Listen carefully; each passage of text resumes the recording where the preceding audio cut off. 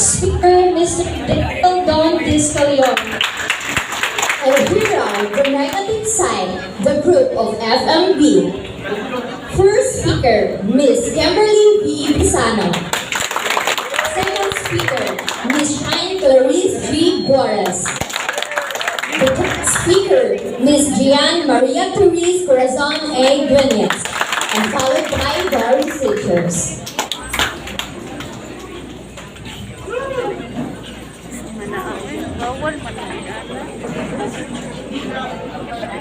Let's begin.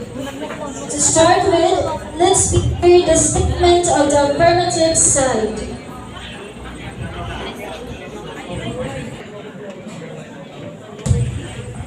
Paul Gray states that each individual contribution to the problem may be minimal, but the combined activities of our neighbors, our community, and citizens across the country have an enormous effect.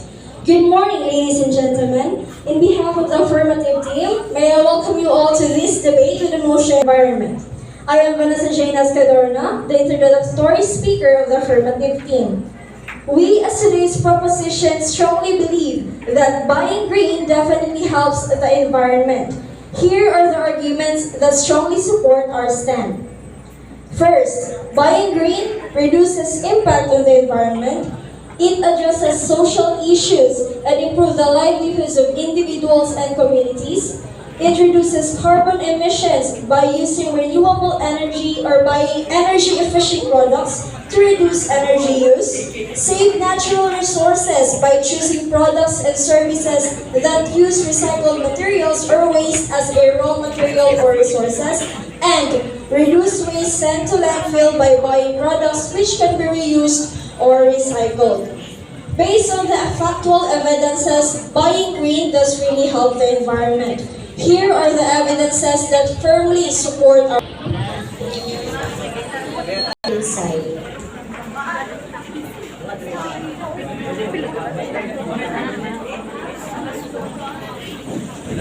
Good morning, everyone.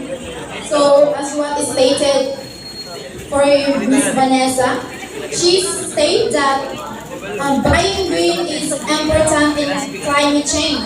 So, how can you say that it's important?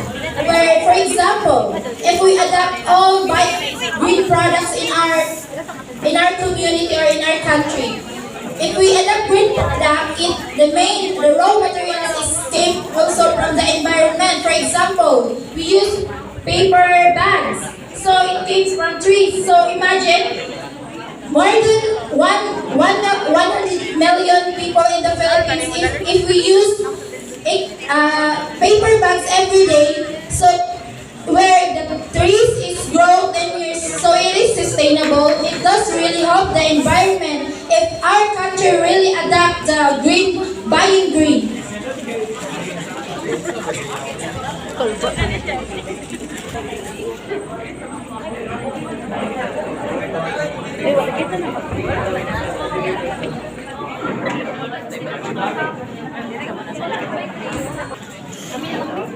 But anyway, regarding on that,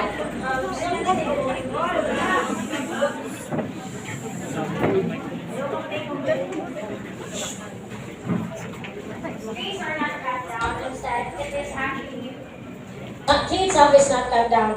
It could be from the bark itself, which could actually be 9 to 12 years, completely renewable and sustainable. Harvesting bark does not harm the tree. Each time it is harvested, bark regenerates itself, so absorb CO2. In fact, bark trees could actually be used 100 to 300 years.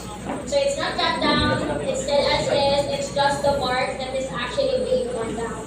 So, if you say production, ma'am, it is daily process. So, the environment does really sustain the daily process in terms of trees. So, everyday cutting trees for the production, where the trees grow 10 to 20 years, is that sustainable or is that really help the environment for global warming, as what you said in the statement of Miss Vanessa, where the climate change is the ongoing process. Alright, with that, have you heard what I've said? Yes, We're of not course. cutting down any trees. We're not cutting it down. We're just leaving it as it is. We're just taking to use it, but not to cut it down. So please bear in mind, I am not stating that it is being cut off. Instead, as it is, it could grow 12 to 10 years just the bark itself, and the tree itself instead as is.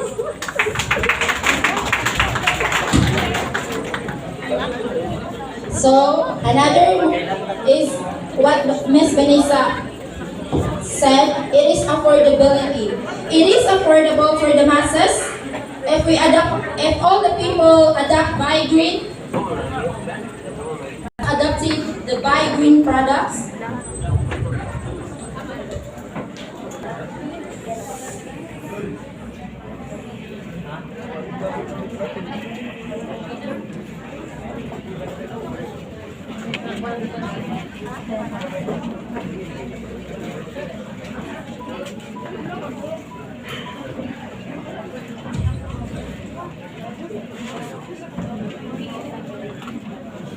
Alright, regarding with that,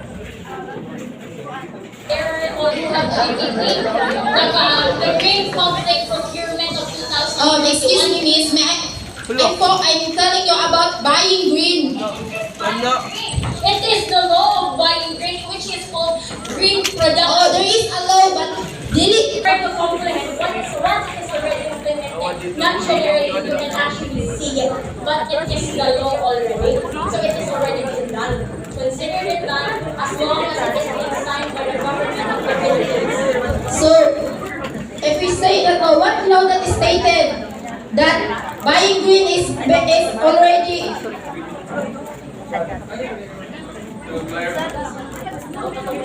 excuse me. To clarify your point, if buying green really exists in this world, in this country, or whatever, wherever, certain evidences implies now, city of government or What evidence? Did you have that? Now, city government of Godbara have this ordinance. Eco bag or the paper bag. So it is really mandated in our community. The statement.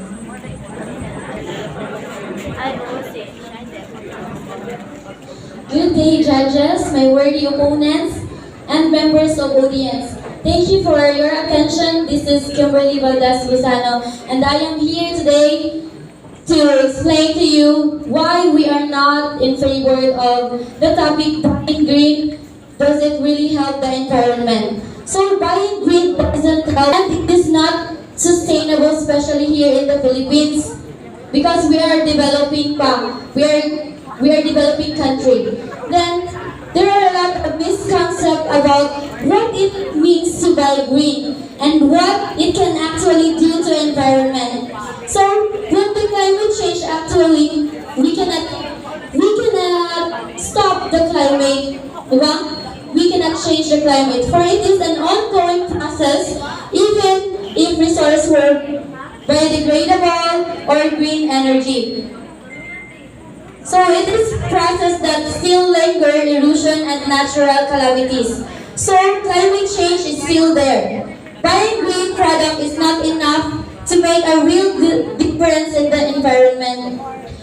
This means that buying green product does not necessarily reduce the number of resources that are being or the amount of population and waste that is produced. So there will be resource depletion of non-stop and permanent consumption of our limited resources.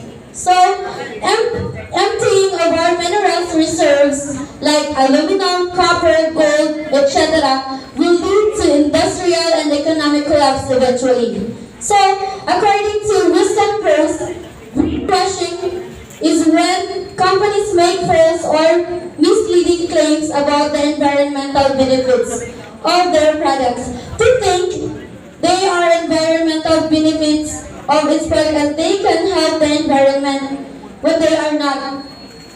Now I will repeat this. According to the Wisdom Post, greenwashing is when companies make false, misleading claims about environmental benefits of their products to think they are helping the environment when they are not. Just because a company adopts an image of caring the environment doesn't mean they have legitimate interest in being eco-friendly. Because environmentalism has become a trend, some business may follow along with it. It's because of greenwashing. As you've heard, greenwashing exists in companies. These companies greenwash because now it's a trend. Being eco-friendly, being this helpful company that cares about the environment. It doesn't really sustain what you've said because they don't really stand firm in those beliefs. They still use plastic, it's just hidden, not in front of us. Are you keeping up with it? Please feel okay. What's that? What's that? Last so this week. So, you're focusing on materials like gold, copper, so nothing.